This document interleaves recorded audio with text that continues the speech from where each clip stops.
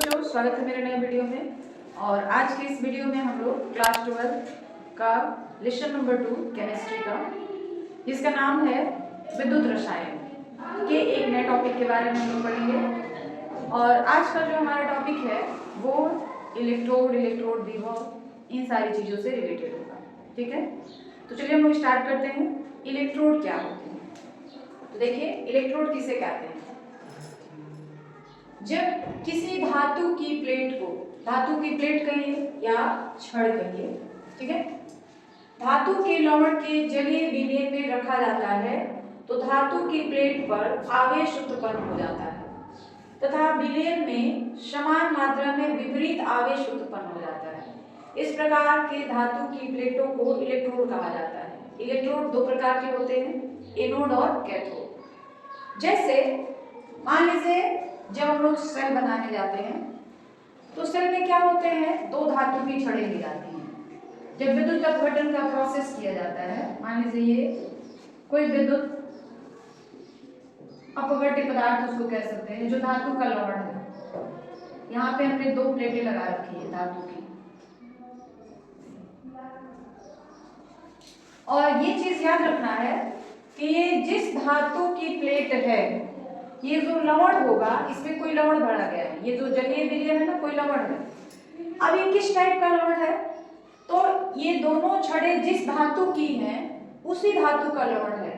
जैसे मान लीजिए कि अगर ये दोनों छड़ें जो हैं कॉपर धातु की हैं, Cu की हैं, ठीक है, तो ये जो विलयन होगा इसमें भरा हुआ है CuSO4 होगा, कॉपर सल्फेट का विलयन होगा। अगर ये दोनों छड़ें जो हैं जिंक धातु की है तो यहाँ पे जो लवण भरा जाएगा वो जिंक सल्फेट भरा जाएगा। अगर ये दोनों छड़ें एल्युमिनियम धातु की हैं तो यहाँ पे जो विलयन भरा जाएगा वो कोई लवण होगा, और किसका लवण होगा?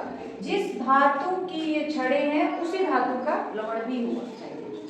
ठीक है, तो क्या है, ये जो दोनों धातु की छड़ें हैं ना, इसी को हम लोग इलेक्ट्रोड कहते हैं। ठीक है, और जब विद्युत अपघटन की प्रक्रिया की जाती है उसमें विद्युत धारा, उसके इस विलयन में विद्युत धारा का प्रवाह किया जाता है, तो उसकी वजह से क्या होता है कि जो धातु की छड़ें हैं उस पर आवेश उत्पन्न हो जाता है।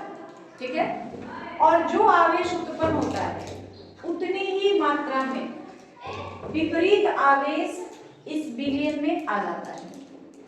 ठीक है, तो वही लिखा गया है, जब किसी धातु की प्लेट को उसी धातु के लवण के जलीय विलयन में रखा जाता है, मतलब ये जिस धातु की छड़ें होंगी यहाँ जो विलयन भरा जाएगा उसी धातु का लवण होना चाहिए। अगर ये कॉपर धातु की छड़ें हैं तो यहाँ जो विद्युत अपघट्य भरा जाएगा वो कॉपर सल्फेट होगा। अगर ये जिंक धातु की छड़ें हैं तो यहाँ जो विलयन भरा जाएगा जिंक सल्फेट का भरा जाएगा। ठीक है, तो धातु की प्लेटों पर आवेश उत्पन्न हो जाता है। जैसे धातु की प्लेटों पर आवेश उत्पन्न हो जाता है उतनी ही मात्रा में विपरीत आवेश उस विलयन में आ जाता है, और इस प्रकार के धातु की प्लेट को हम लोग क्या कहते हैं? इलेक्ट्रोड कहते हैं। ये दोनों इलेक्ट्रोड हैं। ठीक है, इलेक्ट्रोड दो तरह के होते हैं, जिस पर धन आवेश होता है उसको एनोड कहते हैं, और जिसमें ऋण आवेश होता है उसको कैथोड कहते हैं। जो एनोड होता है, मान लीजिए इसमें प्लस चार्ज है तो इसको हम लोग एनोड कहेंगे, और ये माइनस चार्ज है तो इसको हम लोग कैथोड कहेंगे। जो एनोड वाली इलेक्ट्रोड होती है उसमें हमेशा ऑक्सीकरण की प्रक्रिया होती है। एनोड पर हमेशा क्या होता है? ऑक्सीकरण की प्रक्रिया होती है, और ऑक्सीकरण उसमें इलेक्ट्रॉन का त्याग किया जाता है। ठीक है, कैथोड जो है, जिस पर ऋण आवेश है, उस पर हमेशा अपचयन की अभिक्रिया होती है, और अपचयन की अभिक्रिया में क्या किया जाता है? इलेक्ट्रॉन को ग्रहण किया जाता है। ये चीज आपको हमेशा माइंड में सेट रखना है कि ऑक्सीकरण की प्रक्रिया हमेशा एनोड पर होती है, अपचयन की प्रक्रिया हमेशा कैथोड पर होती है। ऑक्सीकरण जिसमें इलेक्ट्रॉनों का त्याग किया जाता है, अपचयन जिसमें इलेक्ट्रॉनों को ग्रहण किया जाता है। ठीक है, अब देखिए आगे क्या है, इलेक्ट्रोड विभव। अभी आपने जाना कि इलेक्ट्रोड क्या है, तो इन दोनों धातु की छड़ों को, जिसको हम लोग एनोड और कैथोड कह रहे हैं, इन्हीं दोनों धातु की छड़ों को या प्लेटों को इलेक्ट्रोड कहा जाता है। इलेक्ट्रोड विभव क्या है? किसी इलेक्ट्रोड पर ऑक्सीकरण अथवा अपचयन प्रक्रिया के फलस्वरूप उत्पन्न विभव को एकल इलेक्ट्रोड विभव या अर्ध सेल विभव या केवल इलेक्ट्रोड विभव कहा जाता है। मतलब ये दो धातु की छड़ें हैं जो किसी लवण के जगह विलयन, मतलब किसी लवण में, किसी धातु के लवण में जुड़ी हुई हैं, तो इन दोनों को हम लोग इलेक्ट्रोड कहेंगे। एक पर जो एनोड है उस पर आक्षीकरण होगा और जो कैथोड है उस पर अपचयन होगा। तो आक्षीकरण अथवा अपचयन प्रक्रिया के फलस्वरूप उत्पन्न विभव को एकल इलेक्ट्रोड विभव कहा जाता है। एकल इलेक्ट्रोड विभव या सेल विभव या केवल इलेक्ट्रोड विभव कहा जाता है। इतनी बात समझ आ गई? किसी भी सेल में, कोई भी सेल होता है, तो ये जो इलेक्ट्रोड विभव होता है ना, यही जो होता है EMF यानी विद्युत वाहक बल के लिए उत्तरदायी होता है। इलेक्ट्रोड विभव जो है विद्युत वाहक बल के लिए ही उत्तरदायी होता है, जिसको हम लोग इलेक्ट्रोमोटिव फोर्स यानी EMF बोलते हैं। ठीक है। अब उसके बाद क्या है कि जो इलेक्ट्रोड विभव होता है वो किस कारक पर निर्भर करता है। तो ये कारक लिखे गए हैं। पहला किस पर निर्भर करता है? विलयन की सांद्रता पर। विलयन की सांद्रता का मतलब ये जो आपने विलयन दिया है इसकी सांद्रता पर निर्भर करता है। दूसरा धातु की प्रकृति पर। ये जो धातु की छड़ें ली गई है ना, इन धातु की प्रकृति पर भी इलेक्ट्रोड विभव का मान निर्भर करता है। तीसरा विद्युत अपघटन की प्रकृति पर। और चौथा दाब तथा ताप की परिस्थिति पर। तो ये चार कारक हैं जो इलेक्ट्रोड विभव को प्रभावित कर सकते हैं। यानी इन्हीं चार कारकों पर जो आपका इलेक्ट्रोड विभव होता है वो निर्भर करता है। आगे बात समझ लें। तो ये आपने दो चीजें अभी पढ़ा, इलेक्ट्रोड क्या है, इलेक्ट्रोड विभव क्या है, और इलेक्ट्रोड विभव किन किन कारकों पर निर्भर करता है। ये तीन चीजें आपको क्लियर हो गई हैं अच्छे से, कोई कंफ्यूजन नहीं है। देखो बेटा, आपको बार बार कहा जाता है कि आप जब भी पढ़ने बैठिए पेन और कॉपी लेके बैठा करिए, ताकि आप साथ साथ लिखते भी चलेंगे तो आपका जो नोट्स है वो भी कंप्लीट होता जाएगा। ठीक है। इसलिए जब भी पढ़ने बैठिए कॉपी और पेन लेके बैठा करिए और साथ साथ लिखते भी चलिए, क्योंकि कोई भी टीचर हो, चाहे मैं हूं या कोई और हो, जो टीचर जितनी बातें बोल कर बता देते हैं ना, उतनी बातें लिख कर नहीं बताते हैं। और ये जरूरी नहीं है कि हर इंसान जितना सुन ले उतना उसको याद रहेगा, ये जरूरी नहीं, हर इंसान की टेंडेंसी नहीं होती है। तो इसलिए ये जरूरी है कि जितनी बातें आपको बताई जाए वो कम से कम आप नोट कर लीजिए, ताकि अगर कभी भूल भी गए तो आप नोट किए रहेंगे तो उसको आप फिर से एक बार रिमाइंड कर लेंगे। और अगर आप नोट नहीं करेंगे तो अगर कभी भूल गए तो फिर आपको कहाँ से मिलेगा वो चीज़, देख नहीं पाएंगे, फिर आप याद नहीं कर पाएंगे। ठीक है। इसलिए बेटा जब भी पढ़ने बैठिए आप नोट करते चलिए, साथ साथ नोट्स आपका तैयार होता जाएगा। ठीक है। तो इतनी बातें समझ आ गई आपको। अब आगे बढ़ा जाए। अब हम लोग ये जानेंगे कि जो मानक इलेक्ट्रोड विभव होता है वो क्या होता है। अभी आपने पढ़ा इलेक्ट्रोड क्या है, इलेक्ट्रोड विभव क्या है, इलेक्ट्रोड विभव किन किन बातों पर निर्भर करता है। अब आप ये जानेंगे कि मानक इलेक्ट्रोड विभव क्या है। तो इलेक्ट्रोड विभव जो आपने पढ़ा वही मानक इलेक्ट्रोड विभव हो जाता है, लेकिन किस परिस्थिति में, उसके लिए ये तीन बातें बताई गई हैं। देखिए, किसी इलेक्ट्रोड विभव को उस समय मानक इलेक्ट्रोड विभव कहा जाता है जब वह निम्न शर्तों का पालन करे। मानक इलेक्ट्रोड विभव ही मानक इलेक्ट्रोड विभव बन जाता है, लेकिन कब? जब वो इन तीन परिस्थितियों का पालन करे, इन तीन नियमों का पालन करे तब। पहला क्या है? इलेक्ट्रोड निकाय का ताप 25 डिग्री सेल्सियस हो।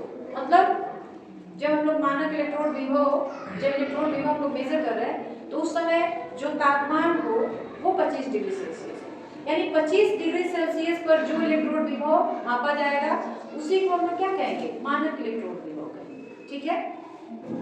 दूसरी शर्त क्या है?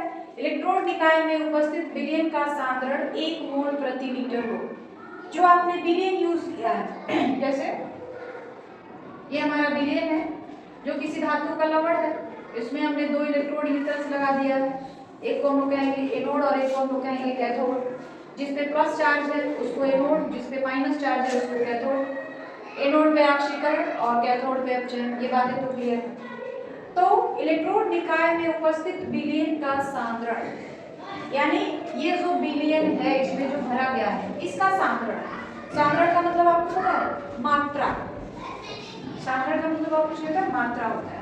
आप बोलचाल की भाषा में कहते हैं ना 1 kg 2 kg 3 kg इस तरह से, तो वही मात्रा बताई जा रही है कि जो विलयन का सांद्रण हो वह 1 मोल प्रति लीटर हो। ठीक है, ये बात क्लियर हो गई। तीसरी बात क्या है, यदि किसी गैस का प्रयोग किया गया हो तो उसका दाब एक वायुमंडल यानी 1 atm हो, एक वायुमंडलीय दाब। ठीक है, एक वायुमंडलीय दाब जो होता है वो कितने के बराबर पता है आपको पता है? 760 mm 760 mm के बराबर। ठीक है, तो अगर आपका इलेक्ट्रोड विभव जो है इन 3 शर्तों को मान रहा है, इन 3 शर्तों का पालन कर रहा है, तो वही इलेक्ट्रोड विभव जो है मानक इलेक्ट्रोड विभव बन जाता है। इलेक्ट्रोड विभव क्या है? तो इलेक्ट्रॉन त्यागने और ग्रहण करने की क्षमता को ही हम लोग इलेक्ट्रोड विभव कहते हैं। इतनी बात समझ आ गई। उसके बाद क्या है, मानक इलेक्ट्रोड विभव को E0 देख लीजिए, E0 से निरूपित किया जाता है और E0 को सदा अपचयन विभव माना जाता है जब तक यह दिया न हो कि यह अब आक्षीकरण विभव है। इलेक्ट्रॉन त्यागने और ग्रहण करने की क्षमता के आधार पर जो इलेक्ट्रोड विभव होता है उसको 2 भागों में बांटा गया है। एक एनोड के लिए, एनोड पर क्या होता है आक्षीकरण होता है, तो एक को हम लोग कहते हैं आक्षीकरण विभव, और दूसरा कैथोड, कैथोड पर होता है अपचयन, तो उसको हम लोग कहते हैं अपचयन विभव। यानी जो इलेक्ट्रोड विभव है ना वह भी 2 तरह के होते हैं, एक आक्षीकरण विभव और दूसरा अपचयन विभव। तो E0 जो होता है उसको सदा अपचयन विभव माना जाता है जब तक आपके सवाल में यह दिया ना हो कि यह जो है आक्षीकरण विभव है, तब तक आप यही मान के चलेंगे कि जो आपका मानक इलेक्ट्रोड विभव है यानी E0 जो है यह क्या है अपचयन विभव है। ठीक है, E0 ये M है और ये Mn+ है, मतलब कोई यहाँ पे धातु है मेटल, M का मतलब हो गया मेटल, और यहाँ पे मेटल आयन हो गया धन आयन। कोई भी धातु होता है ना वो हमेशा धन आयन बनाता है क्योंकि वह हमेशा जो होता है इलेक्ट्रॉन का त्याग करता है। क्लास 11th और 10th में आपको ये बात क्लियर हो गई होगी कि धन आयन क्या होता है और ऋण आयन क्या होता है। जब कोई भी पदार्थ इलेक्ट्रॉन का त्याग करता है तो उस पर धन आयन बनता है, जब कोई भी पदार्थ इलेक्ट्रॉन को ग्रहण करता है तो उस पर ऋण आयन आता है। ठीक है, धातु जो होते हैं, मेटल्स जो होते हैं वो हमेशा इलेक्ट्रॉन का त्याग करते हैं। जितने भी धातु हैं वो सभी हमेशा इलेक्ट्रॉन का त्याग करते हैं, इसलिए सभी धातु धन आयन का निर्माण करते हैं क्योंकि वो हमेशा इलेक्ट्रॉन का त्याग करते हैं। और जितने भी अधातु हैं, नॉन मेटल्स हैं, वो सारे इलेक्ट्रॉन को ग्रहण करते हैं, किसी से इलेक्ट्रॉन लेते हैं तो वो हमेशा माइनस में रहते हैं, यानी उन पर जो चार्ज आता है आयन के फॉर्म में वो हमेशा माइनस चार्ज होता है। ठीक है, तो ये M का मतलब हो गया मेटल, यहाँ पर है मेटल आयन मतलब इलेक्ट्रॉन का त्याग किया गया है, is equal to minus of E0 Mn+/m। मतलब E0 जो है पहले कोई धातु है, जैसे मान लो यही चीज देखिए यहाँ पे, जैसे एक एग्जांपल है, ये एक एग्जांपल लिखा गया है Zn2+, इसका क्या लिखा गया माइनस ऑफ E0 Zn2+/Zn।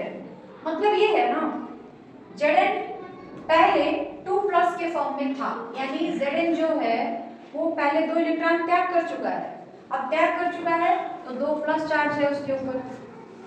वो कब अब Zn में धातु में बदल जाएगा, यहाँ पे Zn2+ पहले से है, उसके ऊपर कब ये जो चार्ज है ना खत्म हो जाएगा, जब वो 2 इलेक्ट्रॉन को ग्रहण कर ले।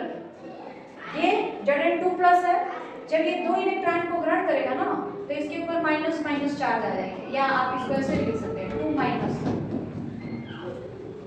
और 2 बच जाएंगे, केवल Zn बच जाएगा। यानी Zn2+ जो था वो Zn में कैसे बदल गया, जब उसने 2 इलेक्ट्रॉन का त्याग किया, ग्रहण किया। तो ग्रहण किया तो ग्रहण, जब कोई पदार्थ इलेक्ट्रॉन ग्रहण करता है तो वहां पे अपचयन होता है। ठीक है, और दोनों एक दूसरे के उल्टा होते हैं। ऑक्सीकरण में इलेक्ट्रॉन त्याग किया जाता है, अपचयन में इलेक्ट्रॉन ग्रहण किया जाता है। तो इसीलिए यहाँ पे माइनस का चिन्ह लगा हुआ है, क्योंकि ऑक्सीकरण और अपचयन दोनों जो होते हैं एक दूसरे के अपोजिट होते हैं, उल्टा होते हैं। उसके बाद क्या है, मानक अपचयन विभव का मापन। जो मानक अपचयन विभव होता है ना, उसको कभी भी आप शुद्ध रूप से माप नहीं सकते, क्योंकि ऑक्सीकरण विभव और अपचयन विभव एक दूसरे के पूरक होते हैं, एक के बिना दूसरा अधूरा है, एक होगा और एक ना हो ऐसा पॉसिबल नहीं है। ठीक है, जब भी ये क्रियाएं होती हैं हमेशा साथ साथ होती हैं, जिसको हम लोग रेडॉक्स अभिक्रिया, अपने क्लास 10 में पढ़ा होगा। रेडॉक्स अभिक्रिया क्या है? रेडॉक्स अभिक्रिया वो अभिक्रिया जिसमें ऑक्सीकरण और अपचयन दोनों साथ साथ होती है। तो ये कभी संभव नहीं हो पाएगा कि केवल ऑक्सीकरण हो या केवल अपचयन, एक दूसरे के पूरक होते हैं, अतः किसी एक इलेक्ट्रोड का इलेक्ट्रोड विभव मापन संभव नहीं होता। दोनों क्रियाएं साथ साथ होती हैं, इसलिए किसी एक का अगर आपको निकालने के लिए कहा जाए तो उसका शुद्ध मापन संभव नहीं होता। ठीक है, इसीलिए यहाँ पे लिखा गया है कि मानक जो अपचयन विभव का मापन जो होता है कभी भी संभव नहीं। तो ये था मानक इलेक्ट्रोड विभव क्या है, उसे हम लोग किस तरह प्रदर्शित करते हैं और उसका मापन क्या है, किस तरह किया जाता है। तो ये दो बातें आपको क्लियर हो गई हैं, कोई कंफ्यूजन नहीं है। अब आगे बढ़ा जाए। तो आज के वीडियो में बस इतना ही, बाकी हम लोग कल के वीडियो में जानेंगे। और वीडियो के लास्ट में मैं यही कहना चाहती हूँ कि अगर आपको हमारे वीडियोज अच्छे लगते हैं तो प्लीज़ हमारे चैनल को सब्सक्राइब करिए, वीडियो को जितना ज़्यादा हो सके लाइक करें, शेयर करें, और वीडियो के अंदर जो भी कमियाँ हो, जिस तरह का आप सुधार चाहते हैं उसे कमेंट के थ्रू जरूर बताएं।